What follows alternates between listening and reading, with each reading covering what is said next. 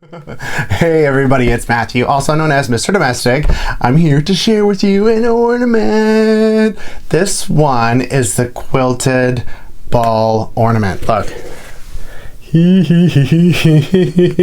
took me forever to figure it out. I would look at this and I'd be like, how they do that? How you quilt it and make it a ball? Well, that's what I'm going to share with you now. So if that's what you're here to learn, then come join some fun. And if you're watching, make sure to subscribe and don't forget to give me the thumbs up. So yay! So now I'm going to teach you how to do the quilted ball ornament. These are the supplies that you need. You need a styrofoam ball. I'm using a 2-inch ball for this one. You need some applique pins. They're itty bitty, super small pins designed for applique, but they're perfect for making ornaments with styrofoam stuff. And then this is a satin ribbon. It's 1/8 inch. I have about 2 feet of it. Probably won't need it all. Then I have 3 different fabrics right here. High contrast fabric I think will make this look the most rad. But first what you do is you cut 2-inch strips like this. I just did one with the fabric strip for each color, and then press it on with an iron, fold it over, and then slice them into 2-inch strips like this. So you'll have your 3 stacks. Then you need to decide which ones before you get started, the ones that are going on the center, and then there's another layer, and there's one more layer, and then the outside, and I've made that decision. I'm gonna have this one go in the center and on the outside, so let's get started. I'm gonna put these 2 piles away. I have my applique pens. Look at how tiny they are. Like, that's so small. I'm not gonna be obnoxious about warning you in this video, but do not put these in your mouth. And if you wanted to, you could draw like a midline, but there's kind of one here, because you wanna have the center. That's where you're gonna start. You're gonna do 1/2 of it, and then you're gonna go and do the other half. And so I'm gonna show you how to do 1/2 right now. And the center is folded strips. And how you're gonna fold these strips, these are the 2-inch strips, you'll fold them towards you, like this, whenever you're implementing them. So the fold is going to go right here on the outside. But before you do that, you'll find the center. I'm gonna guesstimate because I don't know, I don't have time not to guesstimate. But this looks about like the center, and if it's not perfectly the center, it's totally fine. But as you see, the pin went inside. See, it's poking out? Went inside, and then I'll fold it over. And then just find a spot right here and just stick it in. See, it's stuck in. And then you'll fold this over, and then take another applique pen, and you'll get this right here, and you'll fold it over again, and then secure the other side of the triangle. And this is essentially the motion that you're going to make for the entire ornament. See? Look at that. That's bombastic. Pretty neato. So then I'm going to do 1, 2, 3. I'll show you this layer in real time, just so that you can see the motion of it. Applique pen, stick it in the center. See, I guesstimated. It's never gonna be perfect with me, y'all. It's always gonna be fun. That's my motto. So I like to, when I make these, instead of going around like clockwise or counterclockwise, I like to go to the opposite one. I don't know why. In my head, that seems like it's gonna be better that way. But if y'all do it the other way and you determine that that's better, then make sure to put that in the comments. I'm always about growth and development. This is a community. We can all teach each other. Oh my gosh, these 2 are stuck together. Ah. And when you're doing this, it's probably not good to do this kind of stuff on the couch.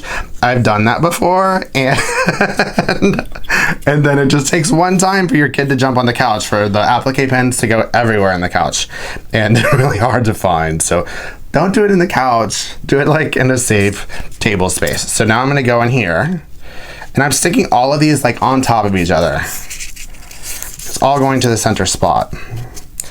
And then with this one, you can overlap it a little if you want to, but you don't want to see any of the styrofoam coming through. This is the only layer where you have to worry about that. The rest of them are good to go. Then, see, you can't see enough styrofoam here. Then let me take one of these. And then I'll do this one. See what I'm doing? Oh, looks like a tomato. And for those of you who are curious what fabric I'm using 3 prints from Pat Bravo's new Indie Folk collection with art gallery fabrics. This collection is insanely amazing. So then I knew that this would make a really, really sharp ornament. So this is the final with this layer. See? I'll put this down. And then I'll put this one here. Make sure not to let the styrofoam go through. That's the important part of this section. If you do, whatever, it's an ornament, right? Like no stress up in here. So now you're gonna go to the next level. I'm gonna do dark. I just decided that right then and there that I'm gonna do dark for the next layer. And it's the same motion, but I'll show you where to do it. You're gonna do 4 like that on the outside and then 4 again around. So you're gonna start here. See how this, it's like a square, right? You're gonna do the corners of the square to cover it. And this is where you can decide where you wanna go. Like how much surface area space you want to show here. I like a medium range. I don't want it to be all about the center, but like if you fussy cut some fabric or something, and instead of doing this, decided to like splay it, that would be really neato. So see, doing the same thing. Made a triangle. And then I'll do this here. And you're just gonna keep making triangles. And pinning them. It's a lot of fun. I know you're really jazzed about watching me. So I'm gonna do these 4 and then fast forward it right now and come back to show you where the next 4 go.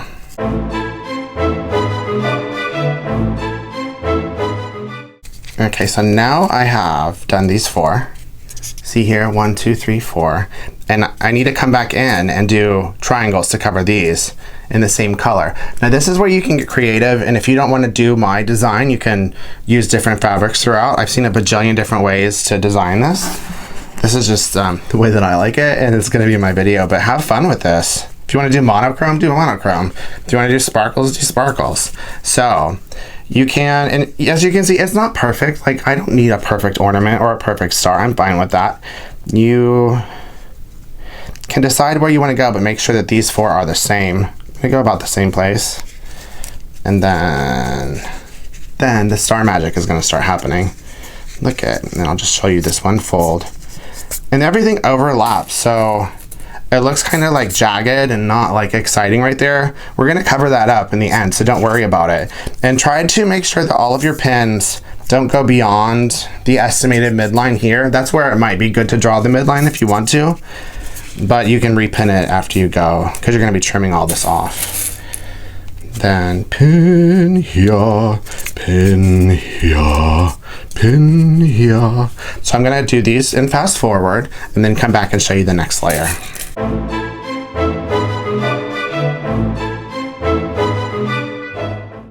Okay, y'all, I'm doing my last one, and I want you to see the magic of the star happening. Magic, magic. And this is where you see the, oh, because I've seen these ornaments like floating around the interweb and stuff, and I just, even after looking at their tutorials, I couldn't figure it out. I didn't get it. But before you even look at anything or we watch this video, it's like, how did they quilt this? That's wild. And it's so insane to watch it unfold. And so now we're going to the 3rd layer. And this is where you can make another choice, because essentially it's going to look like a little thin strip or a thick strip. You can decide how thin or thick you want that strip to be. And I want it to be a thin little sliver. So essentially most of this fabric is going to be covered up. And you're going to start with the 4 that you did first, so the 4 that are on the inside, and then go back and do the 4 on the outside. So it's exactly the same thing you did with the blue.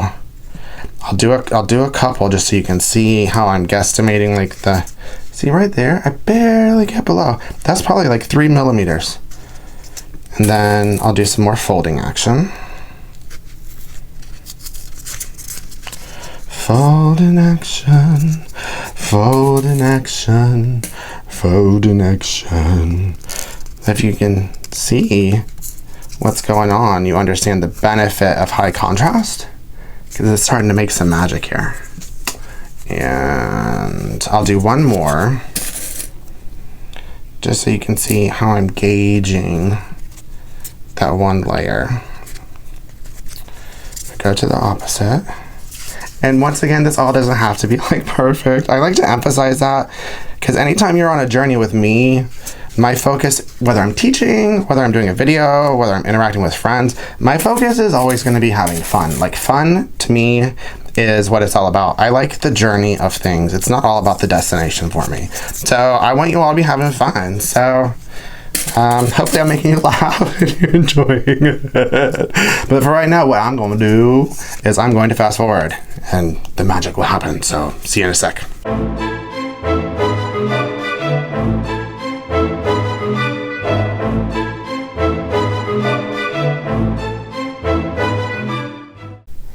Okay, so hi, welcome back. As you can see, there's a star starting to form with layers, and it's bananas, and it looks like it's quilted. And someone who looks at it who's never made one before will look at it and be like, how did you do that? How did you sew it all up? So now I'm gonna do the final layer, and there have been some where I ended here because it would look neat. It's pretty cool. It adds variety. You don't have to do 4 layers. You can do 18 layers if you wanted to. I don't know if that 18 will work. But now I'm going to do a couple in this layer, and then I'll fast forward. So I'm going to do this one just a little bit thicker than I did between the second and third layer, just to give it some dynamics and variety. And when you're pinning this layer, you see how it's starting to get, it looks messy, and I'll show you how I cleaned it up before I go on to the second half. But you don't want to pin to the very end. You want to pin to where it gets thick. Once it starts to get thin, you've moved over onto this side. So try and keep it on this hemisphere of the ball. And I found that if you pin closer to this side and then have to go back and pin again after you trim, that's easier and better than pinning too far, because then you'll have to, when you cut it. Just trust me, folks. Just trust me, folks. So one more. Sticking my pin in the middle. I go to the opposite end. See how I did a little bit thicker. Yay, yay, yay, folding with my friends on YouTube, making ornaments, it's fun. Yeah, I wasn't in choir or anything. So, but it doesn't stop me from singing, so I did those. I'm gonna fast forward now and get you to trimming this goodness off.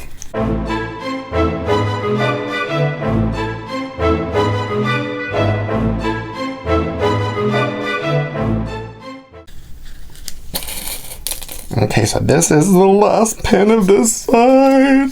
I'm so sad. There's so much work. No, I'm kidding. I mean, it's truly the last pin right now. So, look. Oh, it's so pretty. I love it. So this right here, it's going over into the second hemisphere. So what I'm gonna do, take some scissors, please be careful with this. And I'm gonna trim as close to the pins as I can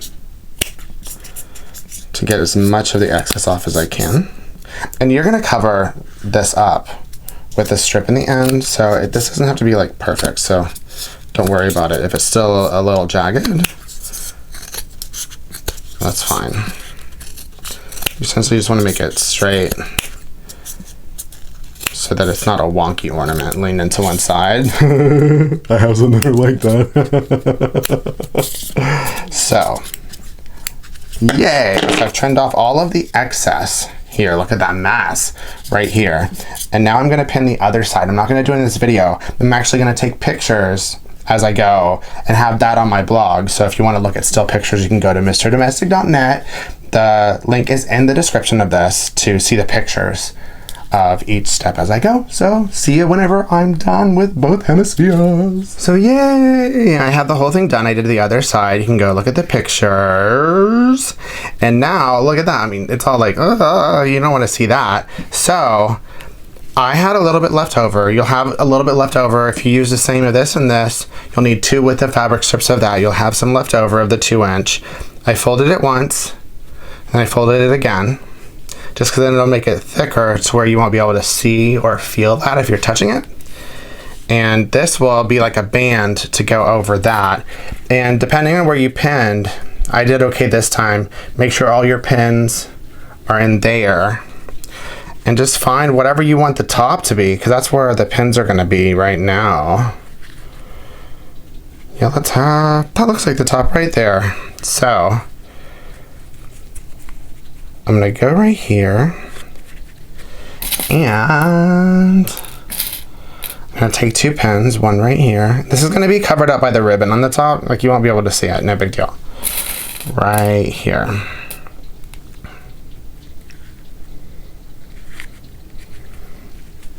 See? It's secure. And then I'm going to wrap it around, but I've got my handy dandy fabric fusion glue. If you have any kind of glue or adhesive, then this is good to use. And I'm just going to put it all the way around. There. As I go. And then glue it. You don't need a whole bunch of this stuff. It works really good. Wrap it around. I should be able to get the rest of it. Wrap it around. And this is like the magic of it. Yeah, I got all of it. And then when you get to the end where the pins are, I'm going to trim right here. You can either overlap it or right to here to the edge. I like to do it to the edge. I don't know why. I just did it. And then you're going to take that and pin it right here again. And then look, it's like it's a legit ornament. Like, ta-da! Ta-da! It's all covered, it's all amazing. And now you have to put the top on. I'm gonna let it dry, and then I'll come back once it's dry and I'll put the ribbon on. Ooh. So yay, all that's left is to put the ribbon on. Look, it's all dry. This is so pretty. It's almost like a 4th of July ornament. It's pretty neato. So this one, I've got 2 feet, and I have a long quilter's pen with a small glass head. It's about 2 inches. I like to use these to secure the ribbon onto my ornaments because it stays and you don't need any additional glue. So I'm gonna do about this long for my hanger. Make sure it's not all like messed up, and then I just tie a little knot. I don't do it too hard because I want to hide this in here somewhere. I'm hiding you. As I tie the knot, I like to put that in there and cover it up so you don't really even see it. But if you see it, it's no big deal. So that's in there. And then instead of like tying a bow and leaving it all dangly and stuff, I'm gonna do this, my second favorite thing to do on ornaments, and it's to create a small voluminous bow. And so I just take the length of the needle, go like that, and then I stick that through. And then I'll do it again this way. And then I'll stick that through. Let me show you really good here. So you got that. And then get the needle to the middle. You stick it through. Look at this. Like that. Get the needle to the middle and stick it through. Get that. Get the needle in the middle and stick it through. And one more time. It's about what we got. And then it looks super cute. And this little bow, like this totally hides all of this mess right here. Then I just stick it in the middle. Look at, you can't even see those things. And then, ta-da! So yay! Now you know how to make your own quilted ball ornament. It's not that hard, right? I bet you make a couple. I know that I'm going to. So if you enjoyed it, had some fun, had some laughs, make sure to give me the thumbs up. And don't forget to subscribe. Keep it positive, y'all. Mr. Domestic out.